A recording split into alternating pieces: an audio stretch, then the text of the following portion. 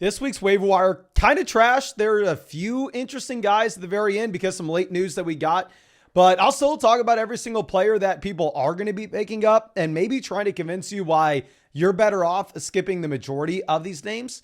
But anyway, going through and looking at the guys that you can drop that I'm just out of at this point.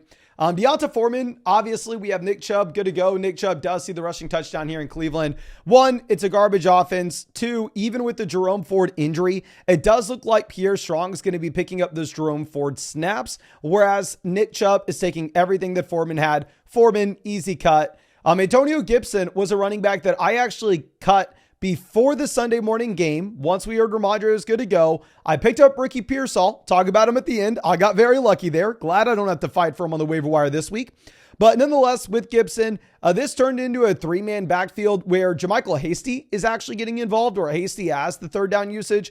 I'll save you the time. Don't pick up JaMycal Hasty. It's a 3-man running back by committee for the New England Patriots. While some Patriots are in this video, those aren't the guys that you want. Our next guy will be Ty Chandler. With Ty Chandler, obviously Aaron Jones is good to go, but even the handcuff appeal that he maybe had is now completely removed, because even if Aaron Jones were to get injured again, what's going to happen now that they traded for Cam Akers is what? Ty Chandler is going to be in a running back by committee with Cam Akers, where we've already seen Chandler be one of the least efficient running backs in the entire NFL. So honestly, I'm going to drop Chandler even with an Aaron Jones injury. He's not viable. Alec Pierce, if Josh Downs going to give you almost a goose egg with Anthony Richardson under center, there's no reason for you to be rostering Alec Pierce. Let go of him. Jordan Whittington. So we have confirmation from Sean McVay that yes, Cooper Kupp is back this week. With Cooper Kupp back, we can really say all these secondary options for the Rams that were barely startable in the first place, you can just go ahead and let them go. Drop Whittington, drop Tutu Atwell, drop Parkinson. They're not going to be doing anything. I'm sticking with a couple other tight ends that you could drop. Tyler Conklin, clear drop. Dalton Schultz, I understand that, yes, maybe the target share has gone up since you've had no Nico Collins in this offense, but if the passing volume is going to go down in Houston, I wouldn't mind if you wanted to go ahead and move on from Schultz, to be honest. And then the last guy will be Trey Sermon. With Sermon, I want to put a little asterisk on here. If Jonathan Taylor misses again this week, maybe you can hold him. But I mean, Tyler Goodson looks like he is maybe going to be the running back here in Indianapolis.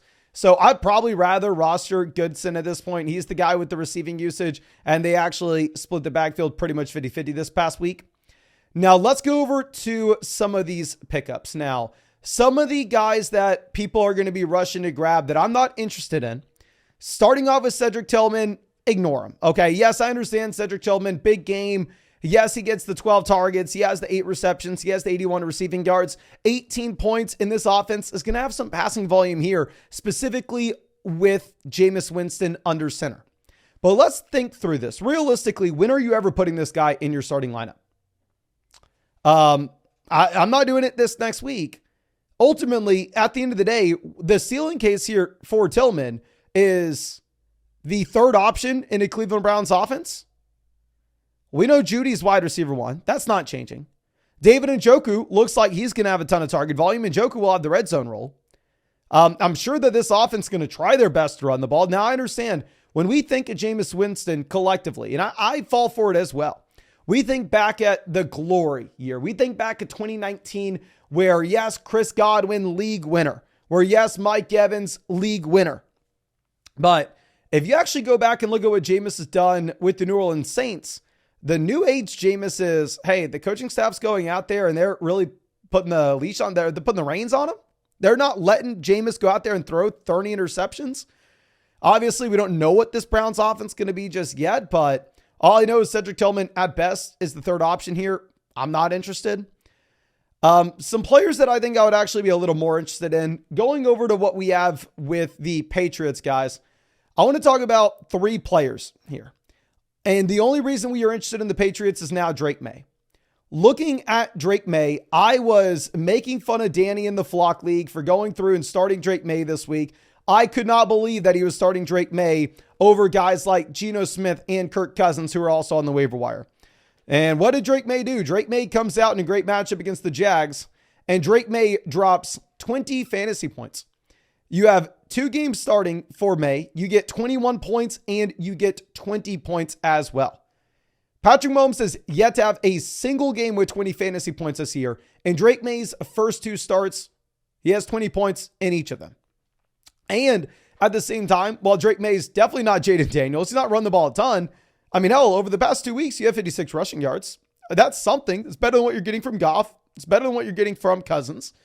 So with May, I think he is a viable streamer in good matchups. Now, obviously, that great matchup was against the Jags. I wish I would have been smart enough to rank him over Cousins. Sadly, I wasn't. But with May coming in, I have him ranked QB 19 in my rest of season ranks, right in the same range as like Anthony Richardson, Geno Smith, and Tua. Obviously, we are going to be waiting for the Tua update later this week. But with May, the more interesting thing is he allows you to actually look at some of these other options in this offense. Now, Demario Douglas didn't play a ton against Jacksonville. Demario Douglas only played 33% of the snaps.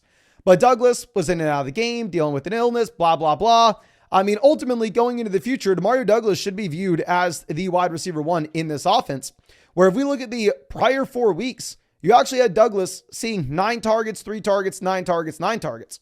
I previously showed no interest in the guy because, hell, this was an offense that was consistently projected to be near the bottom of the NFL week in and week out with Las Vegas sportsbooks. But now all of a sudden, May's going to breathe some life into it. I think Demario Douglas could be a viable pickup. Now, to be completely honest with you, am I like saying he's going to be a league winner? Hell no. The thing is, the Patriots are still kind of cycling through like 5 wide receivers here. So at the end of the day, if you're playing in like a league like the Flock League, right? 2 wide receivers, 2 flex, 12-team format, there, Douglas definitely worth the roster spot. If you're playing in a 10-team league, 2 wide receivers, 1 flex, don't bother. Now, obviously, waiver wire option is going to be very dependent on your league size. So I'm going to try to talk about a bunch of guys here and give you our exact rankings of them. I have Demario Douglas ranked in the same range as Jacoby Myers, Cortland Sutton, and Xavier Legette rest of season. But one thing that you can actually do to actually get a great sense of the best available players on your waiver wire, in my mind, it's very difficult to navigate like ESPN, Yahoo, sleeper apps, because the best available players, they sort them by the actual projections rather than like rest of season rankings. So if you play on Sleeper, ESPN, or Yahoo, you can actually link your fantasy football team for free over there with the site that we built out in flockfantasy.com. If you go to the My Teams page, not only are you going to get the power standings where we go through and we say, oh, this is the number 1 team in the league in value, number 2 team in the league in value, et cetera, rank the positions for you too.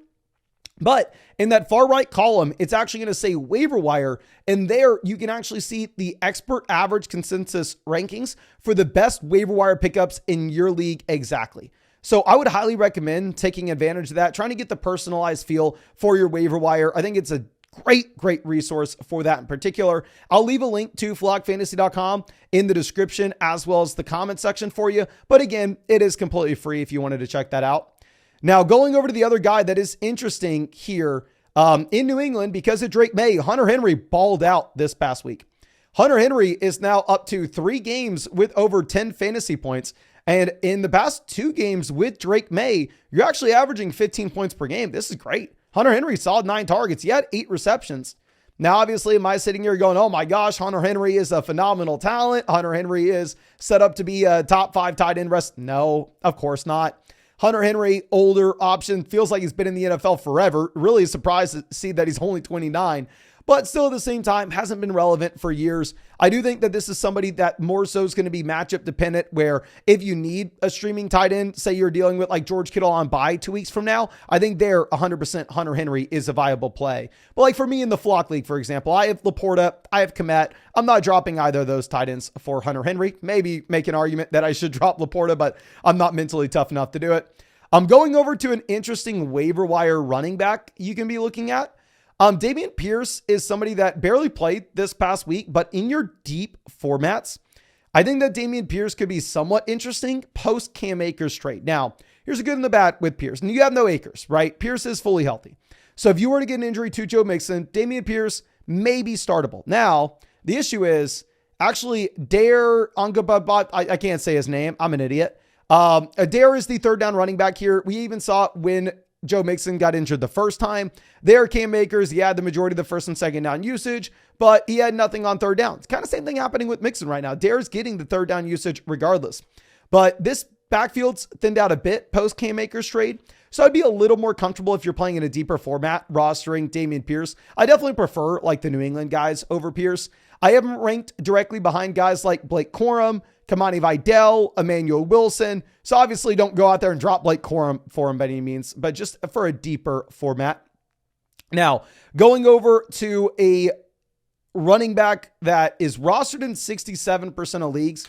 So if you're playing in a league where people know what they're doing, Tyrone Tracy is already picked up. Now, I just kind of want to be on record here. Obviously, against the Philadelphia Eagles, we don't get a lot of rushing volume from either Singletary or Tracy. But I actually thought Singletary was going to be the starting running back coming into this week. Obviously, the Giants coaching staff came out and they said that Singletary would play. Tracy's still going to see a ton of time. And by a ton of time, I didn't know they meant 67% of the snaps. So Tracy played 67% of the snaps. I don't want to lock him in as like, oh my gosh, he's going to be the 3-down bell cow in this offense going into the future. Like, no, in reality, it's probably going to be a little bit Tracy, a little bit Singletary, banged up offensive line, garbage team in the first place. But I do think that he's the guy I would rather prefer over Singletary at this point, based off looking at the underlying usage. And I would put Tracy right in the same range as like Zach Moss rest of season, Ramondre Stevenson, Bucky Irving. Now I'm recording this at halftime of the Bucs game, so sadly I am not up to date on exactly what Bucky has done. Now going over to a premium handcuff back, I would actually be more interested in Jaylen Warren than I would be Damen Pierce, but I'd rather have Tracy because with Jaylen Warren, obviously we know Najee Harris is the guy you want. Najee Harris, 20 opportunities week in and week out all season. But what we actually had here from Jaylen Warren is we saw a game in which he played 51% of the snaps. And you could say, well, Mason, come on, it was game environment. No, Jaylen Warren's the receiving back. The Steelers led this game against the Jets for the vast majority of it. So in reality, this game environment suited Najee Harris more than it did Jaylen Warren, and Jaylen Warren played 51% of the snaps. Now, obviously, I'd way rather have Najee Harris rest of season. He's the guy getting the touches. But I think if you were to see that injury to Najee, at this point, maybe there's some life here in Pittsburgh. While at the same time, you can say that if Najee were to go down, Jaylen Warren's going to have the receiving usage. Jaylen Warren could get up to 20 opportunities in a full PPR format, especially with Russ under center, where he's going to have a higher checkdown rate than what you're going to see with Justin Fields. I think that could be very interesting. Now, the two premium waiver wire pickups better than anybody else this week will be Jawan Jennings and Ricky Pearsall. Now, I picked up Pearsall last week in the Flock League. Feel great about it. He's only rostered in 25% of leagues right now, though. Jawan Jennings is rostered in 36% of leagues, and I may or may not have told you all a couple weeks back that you could drop Jennings when you had a healthy Ayuk, when you had a healthy Debo, and when you had Sticky Ricky coming back in, but clearly I was wrong because we now have confirmation. Brandon Ayuk is Dunskies for the year. Debo Samuel has pneumonia. Now, obviously, you can tell I'm a yapper. I'm not a doctor, so I can't sit here and I can't tell you exactly what this means for Debo Samuel. I've read about it. I've read a bunch of conflicting things. I see some reporters saying, oh, this is a day-to-day thing. He may miss a week. And then I go over to Google AI and I go, oh my gosh, pneumonia is saying that he's going to see fatigue for months, that he's going to be coughing up a storm for months. Like, I don't know when this is something that you get over. I don't know what the timeline reasonably is here. I'm looking at it going, well, the Niners have a bye week in week 9. So knowing that Shefty told us that Debo Samuel's hospitalized on Monday, I don't think there's any shot they rush him back to play week 8. The very minimum, he's not in a week 8, takes the week 9 bye, maybe week 10, then we get updates. I just simply don't know at this case. All I know is there's a ton of targets available here in San Francisco. Even George Kittle dealing with a sore foot. So you have no Ayuk, potentially no Debo, potentially no Kittle, and no McCaffrey. Brutal. And when I say brutal, I mean brutal. If I had to rank these guys in terms of Jennings versus Pearsall, I am putting Jawan Jennings wide receiver 41 rest of season. I'm putting Ricky Pearsall wide receiver 43. I am ranking them here with the rough estimation that Debo Samuel comes back in week 10. While I drafted a ridiculous amount of Pearsall in underdog drafts this offseason at a very cheap cost, hoping this comes out well for us. and I have him in the flock league, I would rather have Jennings over him. If we're going to be realistic, looking at the ceiling that we've had from Jennings, the man drops 46 points in week 3. I still think that may have been the best fantasy football performance that we have had from any flex player all season. 175 receiving yards, 3 receiving touchdowns, and 11 receptions. Correct me if I'm wrong, but I think that's the best flex play that you've had all year. So based off that ceiling, he also had the fine game in week 1, also had the fine game week 4. We've seen him flash for a while now. I think I would just put my eggs in the Jennings basket. If you add 2 roster spots, pick up both, see what happens. But so I have Jennings ranked right behind guys like Darnell Mooney, Ladd McConkey, Keenan Allen. It's not looking like Ladd's performing that well in the Chargers game right now based off what I'm watching. But nonetheless, I think you can roster both these receivers. And if Debo misses, I'm starting Jennings this next week. I'll rank him as a top 24-ish wide receiver in the rankings. Well, sadly, I'm having to add in a clip here. Jaylen McMillan does look like a top waiver wire pickup. Obviously, Evans deals with a hamstring injury early on, which doesn't look like a super big deal. From what I can tell, maybe Mike Evans going to miss a week. Maybe he's going to miss 2. But the main thing that happens is at the very end of the game, with a completely useless play that had no impact on absolutely anything, Chris Godwin suffers what appears to be a season-ending injury. Now, obviously, Jaylen McMillan has not had much playing time. This is a wide receiver that actually missed the past few weeks. But if you go back to what we saw at the very beginning of the season, they were getting him 83, 79, and 77% of the snaps in this offense. Now, this week, he plays. Obviously, he's going to play a little bit more going into the future with 8 targets, 3 receptions, 15 receiving yards. Not super inspiring with his fantasy points at the end of the day. But this is more so about the prospect profile that he has. Where if you go back to Jaylen McMillan with his time in college, well, 100%, this is a player that doesn't pop off the screen in terms of the actual numbers that you're going to see. It's because he played at Washington with Rome Odunze and Jalen Polk. Rome, obviously a top 10 pick in this year's NFL draft. Jalen Polk goes in round 2. I know some guys on flockfantasy.com, including the Fantasy Stock Exchange guys, absolutely loved Jaylen McMillan's film. Decent athletes. The production profile was okay if you consider the fact that he played alongside those other top NFL talents. So now he's stepping in as the wide receiver 1 for Baker Mayfield, where Baker has looked absolutely phenomenal so far this season. And yeah, he is going to be moving up to slightly behind Ricky Pearsall and Jawan Jennings in my rest of season rankings, but almost to the same range. Now, going over to what we have with some defensive streamers, I actually picked up Baltimore this week against Tampa. Not that I thought that Baltimore was going to be some great defense, more so that I thought that the matchup in week 8 was going to be phenomenal. So I picked them up to play them this week, specifically because week 8, they get the Browns. Baltimore actually has a few positive matchups coming up soon. So I think the Baltimore Ravens, one of the top defensive streamers. This Browns team obviously is just completely given up. Going over to the Houston Texans, the Texans are a viable pickup as well. Texans have had a good defense so far this season. You look at their sacks, 2, 7, 4, 1, 1, 4, 3. In my mind, and obviously I'm not a defensive expert here for fantasy football, but I would typically think that sacks are going to be a little bit more predictive of fantasy points in the future. Because while yes, forced fumbles, while yes, fumble recoveries and interceptions and touchdowns are nice, that's where the points really come from. The sacks are a little more sticky, where they're actually telling you, hey, these are the teams generating pressures. These are the teams that are going to get to the quarterback. And that is what will provide for those interceptions, for those forced fumbles, for those fumble recoveries.